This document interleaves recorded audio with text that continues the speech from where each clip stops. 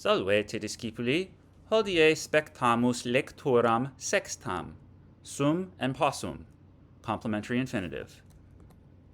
Hodie discemus primum vocabula capitis sex, deinde grammaticam, imperfect and future of sum, the verb to be, and the present imperfect and future of possum, to be able. Then, a review on complementary infinitives. Primum discemus verba vocabulorum capitis sex. In hoc capite sunt dua verba, possum, tolero. Primum verbum. Possum, possa, potui. Vita ne sine felibus, bona esse potest? Dubito. Quid significat possum? Ecce feles, ecce bella feles. Vita ne sine felibus bona esse potest? Dubito. Ultimum verbum. Tolero, tolerare, toleravi, toleratum. Femina in vehiculo moras tolerare non potest. Quid significat tolero? Ecce femina in vehiculo, quae moras tolerare non potest. Quid significat? Nunc discemus nomina vocabulorum capitis sex. Sunt unum, duo, tres, quatuor, quinque, sex nomina in hoc capite. Deus, vel dea, discipulus, vel discipula, insidiae, liber, tyrannus, vitium. Primum nomen, Deus Dei, et Dea Deae. Venus erat Dea amoris, et Mars erat Deus belli. Romani antiqui hos Deos adorabant. Quid significant Deus et Dea? Ecce Venus Dea amoris, ecce Mars Deus belli. Proximum nomen, o proxima nomina, discipulus discipuli, et discipula discipulae.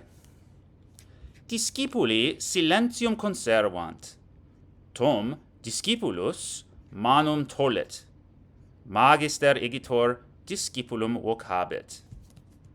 Quid significant discipulus et discipula.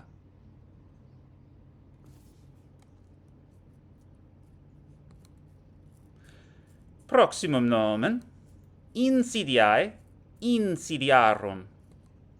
Insidiae sunt, Acbarus admiralis in bellis stellaribus exclamat. Quid significant insidiae? Insidiae est nomen plurale. Insidiae sunt. Proximum nomen. Liber libri. Historiam antiquam amo. Multos libros de Graecis et Romanis Aegyptiusque lego. Quid significat liber?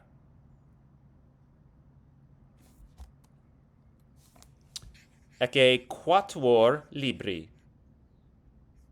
Unus liber, duo libri, tres libri, quatuor libri, quinque libri. Oh, ecce quinque libri. I can count. Proximum nomen. Tyrannus tyranni.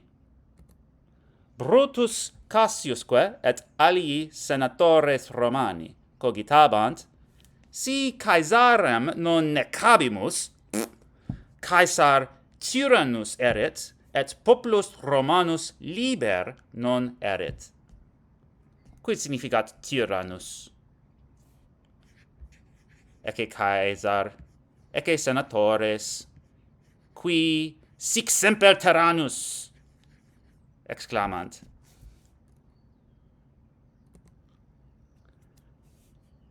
Ultimum nomen, vitium vitii.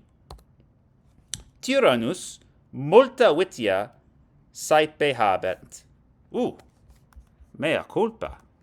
Non tyrannus, tyranni. Nomina sunt pluralia. Tyranni multa vitia saepe habent. Avarus est, sine moderatione cenat bibitque. Iram retinere non potest. Caligula erat tyrannus cum multis vitiis. Quid significat vitium?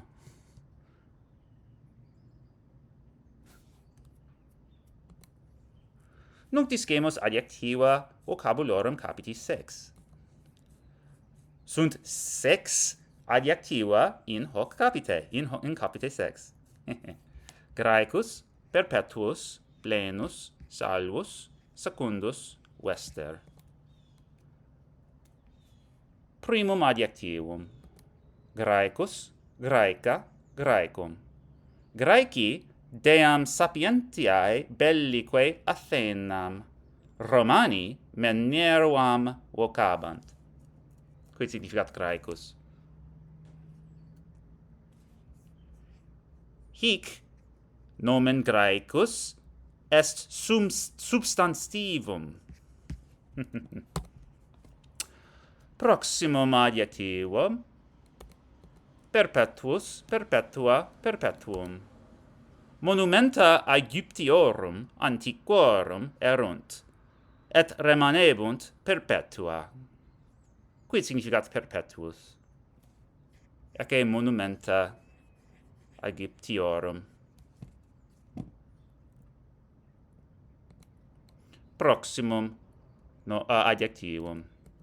Salvus, salva, salvum. Si tyrannus patriam vestram superabit, non salvi eritis, sed in magno periculo. Quid significat salvus?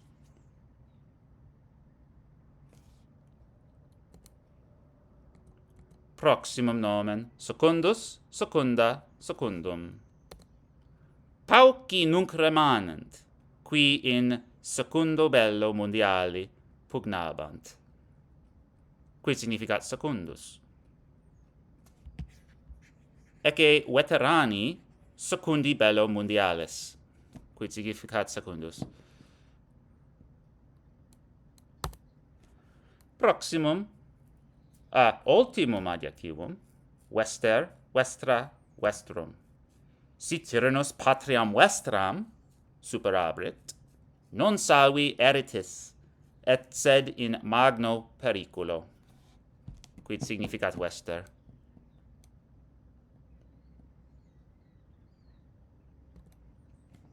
Nunc discemus alias partes loquendi vocabulorum capiti 6. Est una conjunctio et tria adverbia. Ubi conjunctio, adverbia ibi, nunc quare. Prima conjunctio. Ubi. Ubi est feles meus. Feles meus est in arca. Ubi arca est, feles in arca sedet. Quid significat ubi? Ecce feles, ecce arca. Feles in arca sedet. Quid significat ubi? Ubi est feles meus. Primum adverbium. Ibi. Ubi est lupus. Ibi. Quid? Ibi lupus. Ibi castellum. Quid significat ibi?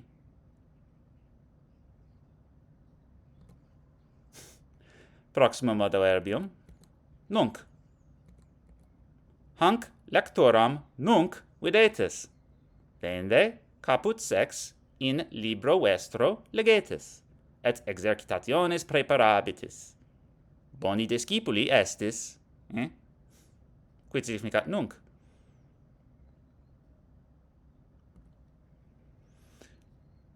Ultimum adverbium, quare. Boni discipuli estis, quare has lecturas videbitis, exercitationes praeparebitis, saepes dudebitis. Videtis ne quid ibi fecerem? Quid significat quare. Okay, time for the grammar lecture. So, last time we learned the imperfect and future tense of regular verbs, or first and second conjugation verbs, but we also, in recent chapters, learned the present tense of sum, the verb to be. Sum esse fui futurum. Well, today we are going to also learn the imperfect and future of sum. And as you can imagine, it's an irregular verb, so its conjugation in the imperfect will also be sort of irregular, but actually it's going to be more regular than the present. And so imperfect, we go off of eram, which means I was being, used to be. Okay, so the sense of the imperfect with the verb to be. And also the future, which is more straightforward. Ero, I will be, I'm going to be, I shall be. But we're also learning a new verb in this chapter, possum. Okay, and possum is the verb to be able. Okay, otherwise you can translate it as can, right? And we're just going to learn all the three tenses we know so far with that, because as we'll see, it's actually pretty straightforward, especially if you have learned everything you know about sum. So for instance, possum is I can, I am able. Okay, and notice that's just POS plus sum. Okay, so if you can see the sum in possum, it's going to take you a long way.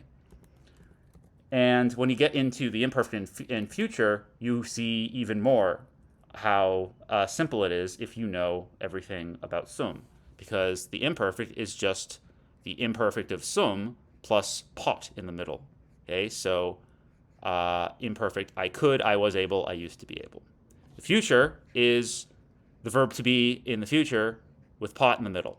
Okay, so I will be able, I'm going to be able, I shall be able. Okay,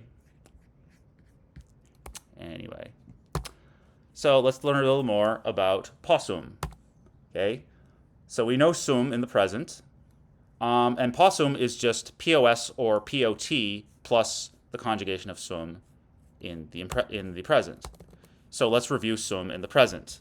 Sum est, sumus estis sunt. I am, you are, he, she, it is, we are, y'all are, they are. Okay, let's look at possum. Okay, you'll notice that if the conjugation of sum starts with an s, as in the first singular, the first plural, and the third plural, then you'll put a POS in front of it. If it doesn't, then put a POT in front of it. Okay? And that's it. So, possum, I am. Potes, you can. You are able. I am able, right? Potest, he, she, it can, or is able. Possumus, okay, we are able, we can. Potestis, y'all can, y'all are able. Possunt, they can, they are able. Okay, that's it. And when we get into the imperfect, things get even more regular. Okay, the present tense is the most commonly used tense, and so you have the most irregularity in it. That's a rule of language. And so when you get into other tenses, things get more regular. Okay, so basically there is, when you put sum and by extension possum into the imperfect, all you're really doing is just taking on a new stem, which is era, okay, and putting pot in front of it if it's possum, okay? And that's it. Now, you might start to be recognizing that the letter M here is a characteristic personal ending of the first singular, okay? Some first singulars end in just a long O. A lot of them also end in M. So get used to that M being characteristic of the first singular. Okay. Otherwise, the personal endings are all the ones that we've come to love and know, and will continue to be with us for the most part, moving forward in the active voice at least. Okay. So sum in the imperfect, okay, is just ERA. Okay, think earned run average. Okay, think about a pitcher in baseball if that helps. Okay, plus the personal endings. So eram, I was, I used to be. Eras, you were, you used to be. Erat, he, she, it was. Eramus, okay, we were. Eratis, y'all were. Erant, they were. Okay, so ERA plus the personal endings. And then Possum is just the exact same thing, but you put pot in front of it for all of them. Okay, potaram, I could. I used to be able. Potaras, you could. Potarat, he, she, it could. Potaramus, we could. Potaratis, y'all could. Potarant, they could. Okay, so again, just notice how this all breaks down into much more manageable elements of things we're already familiar with, or things that are new, but they're very consistent. Okay, that'll help a lot. How about the future? So the future stem of sum is er, and then put a pot in front of it for possum. So first, let's just look at sum compared to a regular verb in the first singular. Conjugated. So we have amabo, amabis, amabit, amabimus, amabitus, amabunt. Okay. Now look over here. So we have the future stem er. Okay, and then notice that the vowels that follow are the same vowels that we see in the infix of the future infix, bo, bis, bit, etc., plus the same personal endings. Isn't that convenient? So if you have memorized the bo, bis, bits of the world, okay, then you'll be fine with ero, eris, erit, okay? I will be, you will be, he, she, it will be, we will be, y'all will be, they will be. That's it, okay? Plus those personal endings. And if you know the future of sum, ero, eris, erit, erimus, eritis, erunt, then you know the future of possum, which is just all of that, plus pot. Okay? Potero, you will be able to, I will be able. Poteris, you will be able. Poterit, he, she, it will be able. Poterimus, we will be able. Poteritis, y'all will be able. Poterunt, okay? Y'all, they will be able, okay? So again, break it all down into their constituent parts, and it's actually fairly digestible. Okay, last thing before you go. This is something I already mentioned in class quite a bit so that you can get used to it and spot it, but this chapter actually kind of talks about it formally, so hopefully this is just a bit of review. And a complementary infinitive is basically, if you see an infinitive in a sentence, well, it's probably piggybacking off of a main verb, okay? At least that's one of the most common uses of the infinitive in a sentence, and that's the one we're dealing with now, okay? So remember, every sentence has a finite or conjugated verb in that has, person and number, etc. Okay? So I want to live in Rome. Okay, that has two verbs in it. It has the main conjugated verb that anchors the sentence, that tells you who the subject is, volo, I want. And the complementary infinitive is the verb, the second action in the sentence that depends on that, and that's in the infinitive. It piggybacks off of volo. I want to live in Rome. Okay? By the way, that's a locative. We'll get to that later. Okay, and here's a sentence that uses some vocab from this chapter as well as recent vocab, because I'm nice. I can't stand delays. Okay? Whether I'm in traffic, whether I'm at the airport, I'm from the Northeast. I'm a very impatient person. Okay, moras tolerare non possum. Okay, so you can see that the verb possum, to be able, is a very common verb to have a complementary infinitive because you want to express the action that you are able or not able to do, right? So non possum, I cannot, I am not able to tolerate, put up with, okay, have patience for, whatever you want to do with that verb, delays, okay? And again, also notice in the sentence that complementary infinitives are actions, and so they themselves can, if they are transitive, take their own direct objects, okay? So the direct object of this sentence, okay, or at least the direct object here is Moras, and it's the direct object of tolerare. That's what's acting upon it. Possum is not acting upon moras. Possum is not transitive, for one thing. Okay, so just to solidify our understanding of the complementary infinitive, it complements the main verb. Okay, we call these things what they are for a reason. Okay, that's it. Please submit your responses, and I'll see you next time. Salvete discipuli, or valete.